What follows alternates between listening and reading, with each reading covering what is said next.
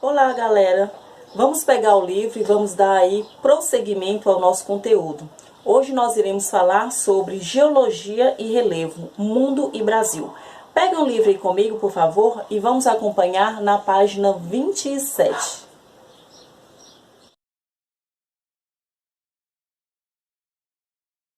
Modeladores e escultores do relevo são os agentes internos e os agentes externos.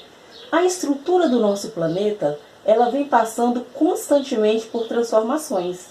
Nós vamos ter que, nos decorrer dos anos, uma grande transformação são feitas aí sobre a estrutura do nosso planeta, sobre o relevo do nosso planeta, a parte superficial sobre a qual nós vivemos.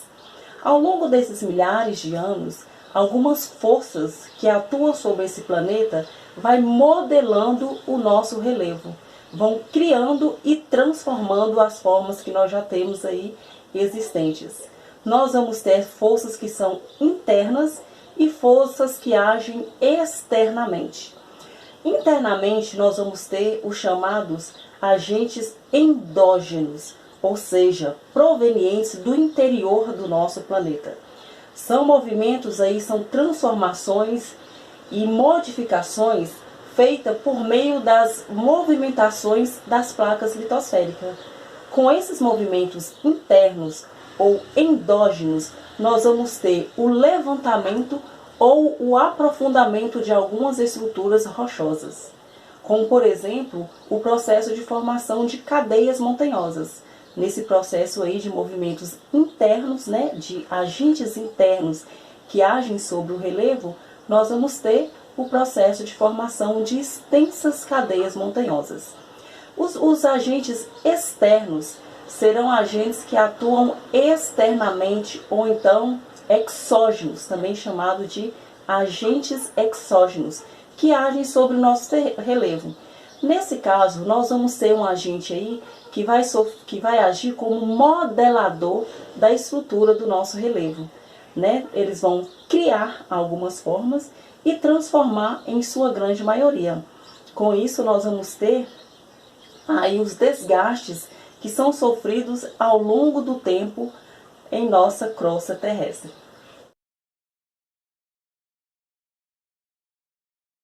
Agentes internos ou endógenos. As forças que agem no interior do nosso planeta e que são capazes de modificar o relevo terrestre podem ser classificadas em 3 tipos. São elas o tectonismo, o vulcanismo e os abalos sísmicos, ou também conhecidos como terremotos. Os tectonismos, gente, são forças que agem sobre a superfície terrestre a partir da movimentação do magma no interior do manto. Nós vamos ter, então, forças que se movimentam lentamente e provocam uma movimentação vertical em parte da estrutura rochosa da Terra. Essa movimentação vertical que ocorre, ela vai ser chamada de epirogênese. Tomando como base aí esses movimentos epirogênicos, nós vamos ter como exemplo o processo de formação da Península Escandinava, que foi aí um soerguimento, um levantamento dessa estrutura, onde hoje está situada a Noruega e a Suécia. Temos também o processo de rebaixamento de algumas estruturas. Podemos citar como exemplo a costa noroeste da Europa, onde situam os Países Baixos. Então, os movimentos epirogenéticos ou de epirogênese, eles vão provocar um rebaixamento ou um levantamento da estrutura, por meio de movimentos verticais. Epirogênese. Epirogênese é quando os movimentos tectônicos ocorrem verticalmente, não provocando falhas geológicas. Quando esse deslocamento vertical ocorre para cima, é chamado de soerguimento, e quando é para baixo, é chamado de subsidência.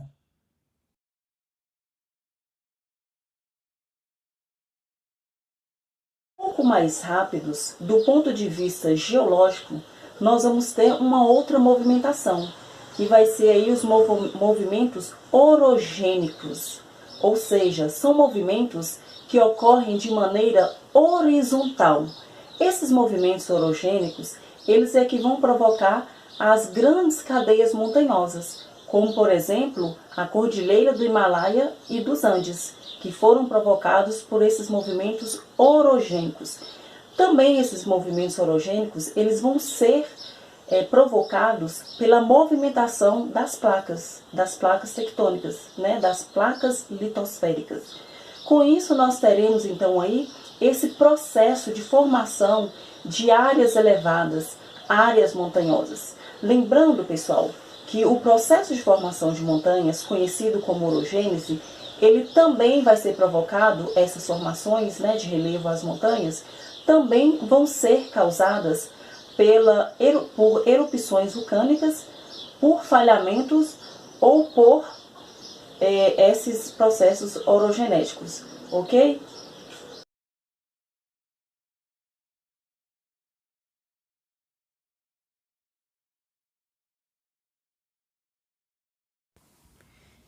Tectonismo, também chamado de diatrofismo, é um dos agentes endógenos de transformação do relevo terrestre, oriundo da movimentação, inteiração, colisão e afastamento das placas tectônicas. Graças a esses movimentos, manifesta-se na superfície terrestre uma série de formas de relevo, como as montanhas, além de fenômenos como o vulcanismo e os terremotos. As placas tectônicas são algumas partes que compõem a crosta terrestre e existem graças à fina espessura dessa camada e à grande pressão exercida pela movimentação do magma localizado na região do manto.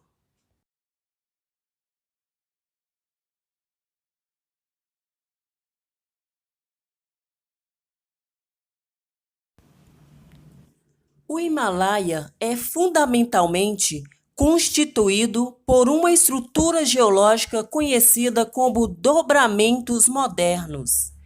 Suas estruturas formadas na era Cenozoica, que apresentam as mais elevadas altitudes do relevo mundial.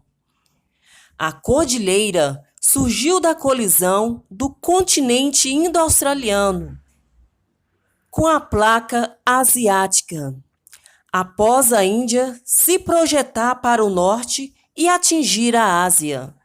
Desta forma, o continente indo-australiano foi pressionado para baixo do continente asiático. Dessa colisão se ergueram a cadeia de montanhas do Himalaia. A placa indiana continua em movimento. Estima-se que ela se movimenta numa proporção de 67 milímetros por ano. E este movimento é responsável pela elevação anual de cerca de 5 milímetros do Himalaia, o que o torna geologicamente ativo.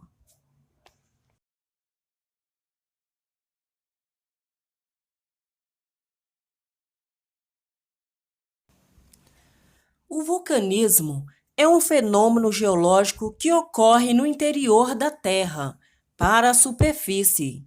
Quando há o extravasamento do magma em forma de lava, além de gases e fumaça. O termo vulcanismo é utilizado para designar uma série de fenômenos e elementos vulcânicos.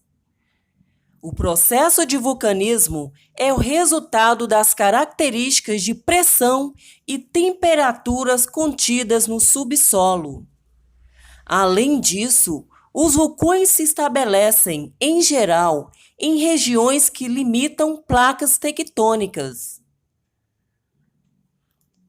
O entendimento do fenômeno em questão teve início desde o início da metade do século XX. Porém, ainda se sabe muito pouco sobre o fenômeno.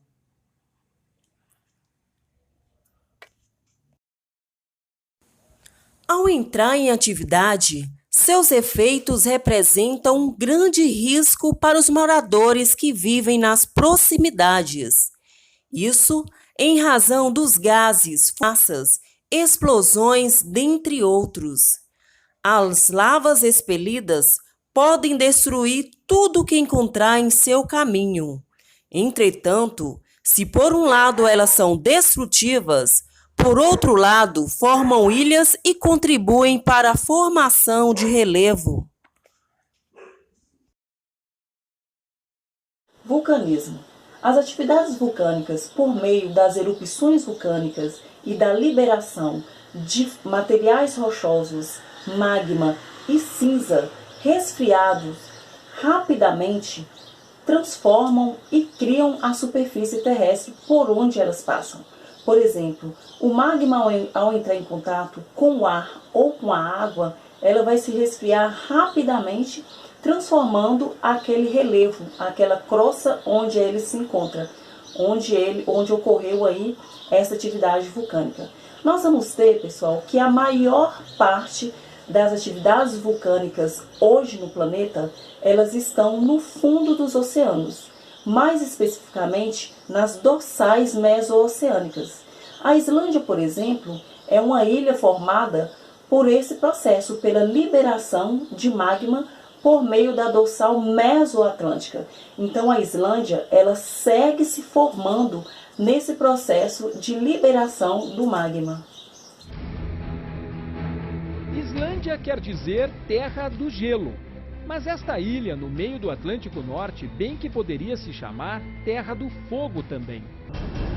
Afinal, em nenhum outro país do mundo os extremos são tão impressionantes. Extremos que continuam sacudindo, incendiando, inundando e dividindo este país. A Islândia é uma ilha que parece se equilibrar entre duas placas tectônicas, a da América do Norte e a que forma a Europa e a Ásia. Essas placas cobrem o planeta como uma imensa colcha de retalhos. São gigantescos blocos que deslizam sobre o magma, uma pasta de rocha derretida a mais de 1000 graus centígrados. No passado remoto, elas formavam uma só massa de terra. Com o passar dos milênios, foram se movendo, dando origem aos 6 continentes. A Islândia ficou dividida. O Parque Nacional de Thingvellir é a fronteira de um abismo que nunca para de aumentar. As placas tectônicas seguem se afastando de 2 a 10 centímetros por ano, dependendo da posição. O Parque de Thingvellir fica no grande espaço entre elas, um vale de 8 quilômetros de largura.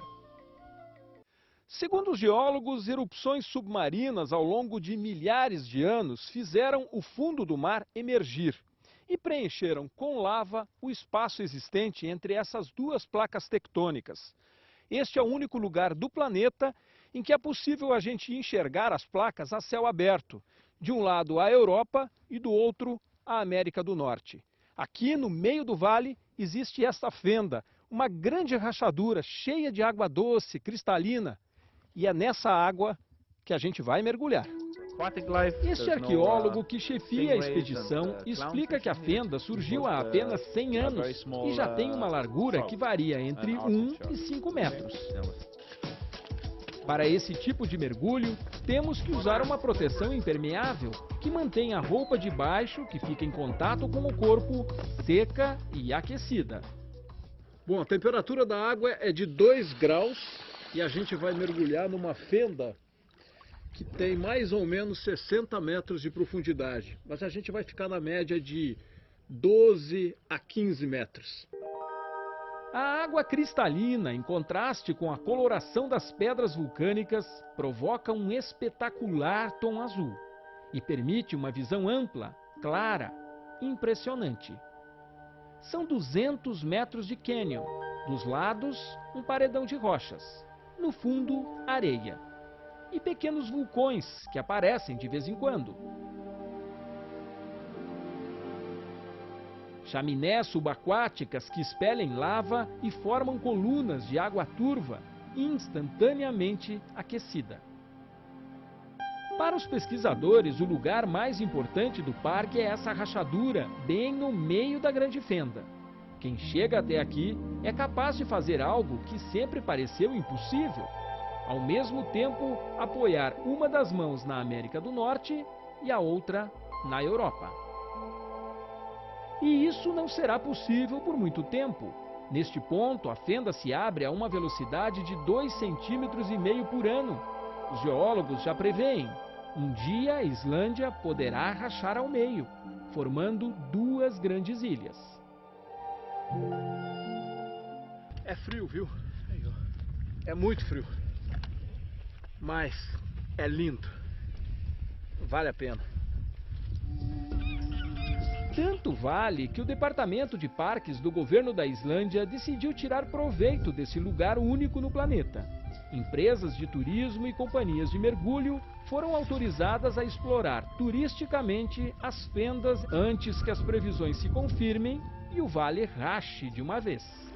Mas isso, para a sorte dos aventureiros e dos islandeses, ainda deve levar alguns bons milênios.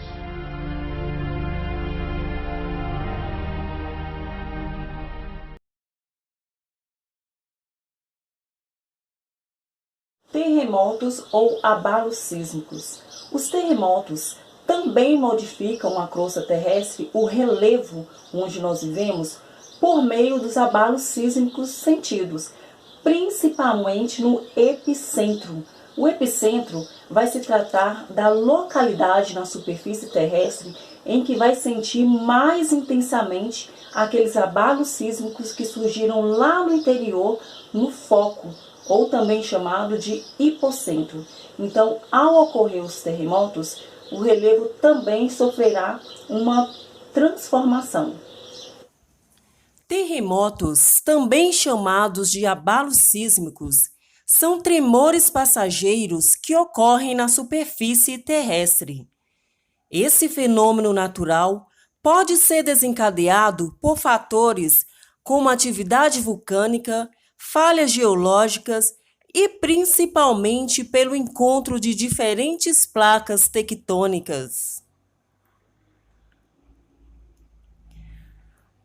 O local onde há o encontro entre as placas tectônicas é chamado de hipocentro, no interior da Terra, e o epicentro é o ponto da superfície acima do hipocentro. As consequências podem ser sentidas a quilômetros de distância, dependendo da proximidade da superfície que ocorreu a colisão, ou seja, hipocentro, e da magnitude do terremoto.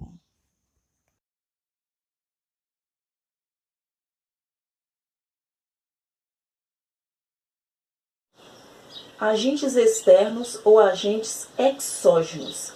Os agentes externos, eles vão atuar por meio da erosão, ou seja, erosão é o processo de retirada do material desgastado da rocha e por meio da deposição e acumulação desse material que é transportado. O principal agente externo que age sobre as rochas, eles vão ser provenientes de águas, ou seja, nós teremos erosão pluvial, que vai ser por meio da água das chuvas, fluvial de rios, marinhos de mares e oceanos e de geleiras, que vão ser aí a erosão glacial.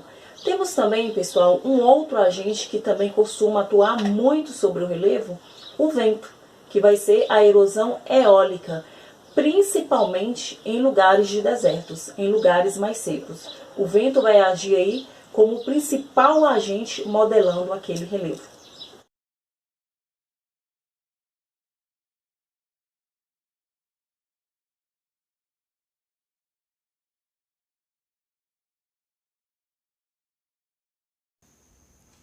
O intemperismo, também conhecido como meteorização, consiste na alteração física e química das rochas e de seus minerais.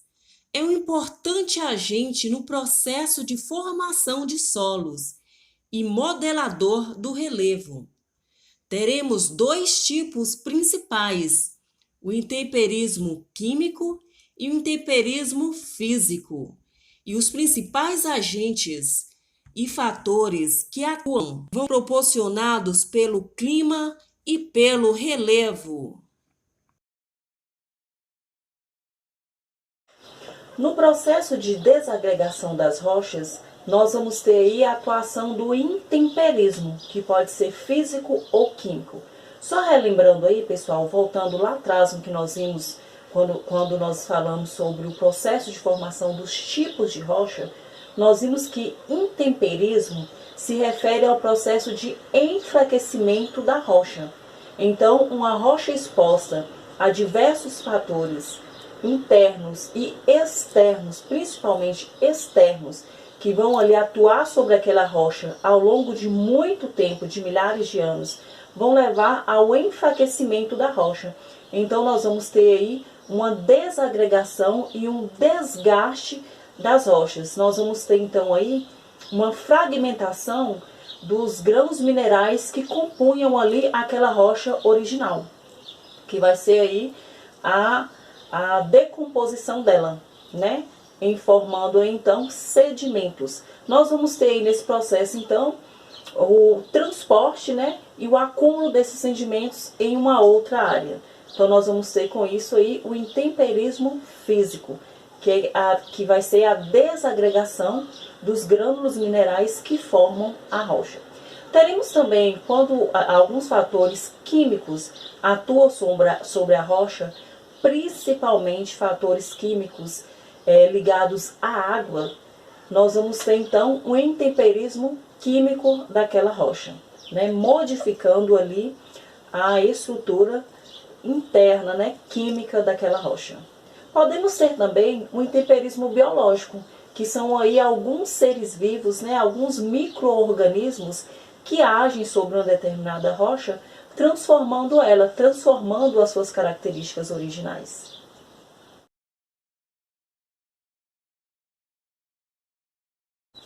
Então nós vamos ter, pessoal, que o material erudito, já em forma de sedimentos, ele será transportado pelas mesmas forças que causaram a sua erosão. As forças das águas, da chuva, as correntezas dos rios, o vai e vem das marés e a força aí dos ventos. Também nós vamos ter que esses mesmos agentes que atuam no desgaste, no transporte, vão ser os responsáveis pela deposição desses materiais em áreas mais baixas. É o processo chamado de sedimentação.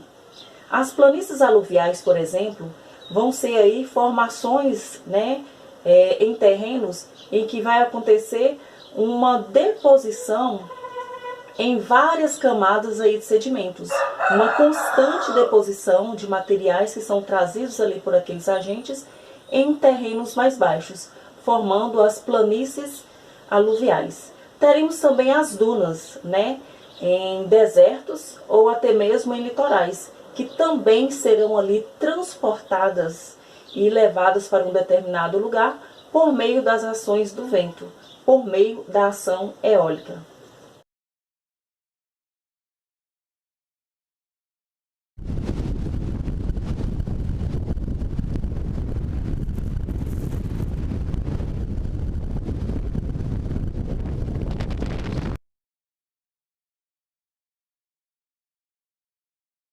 Pessoal, outro trabalho que atua muito, outra força, né, que atua muito ali sobre o relevo é a ação antrópica, ou seja, a ação do homem sobre o relevo.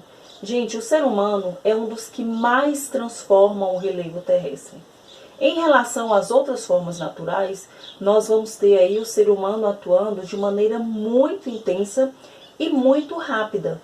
Naturalmente, nós vamos ver que as forças internas e externas que atuam sobre o relevo, elas vão agir lentamente, muito lentamente. A não ser se for o caso aí de uma erupção vulcânica, né, que ela vai ser em uma maior rapidez, uma explosão vulcânica, como que aconteceu em Krakatoa, né? Ela se dará com a maior rapidez, mas dentro das normalidades serão muito lentamente.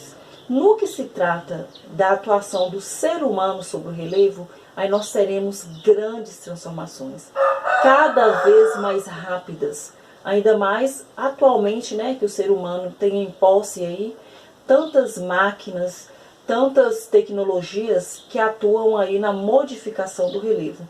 E na maioria das vezes, essas transformações que os seres humanos aí fazem sobre o relevo são transformações negativas, que vão levar aí a consequências negativas para o meio ambiente. Então, não deve se esquecer dessa ação antrópica, ou seja, a ação do ser humano sobre o relevo terrestre. Atualmente, a sociedade apresenta um modo de produção e ação sobre o meio ambiente cada vez mais insustentável. Muitos recursos da natureza têm sido usados pelo homem de maneira desregrada, demonstrando certa despreocupação com sua disponibilidade. A industrialização, associada à mentalidade capitalista de produção e consumo exagerado, desencadeou ações que visam apenas a obtenção de lucros, aumentando então os problemas socioambientais, visto que produzir mais requer explorar mais os recursos da natureza. A ação do homem tem acelerado a degradação da natureza. Desmatamentos, poluição de rios, mares e florestas, e o uso indevido da água e de energia, por exemplo, vem provocando diversas alterações.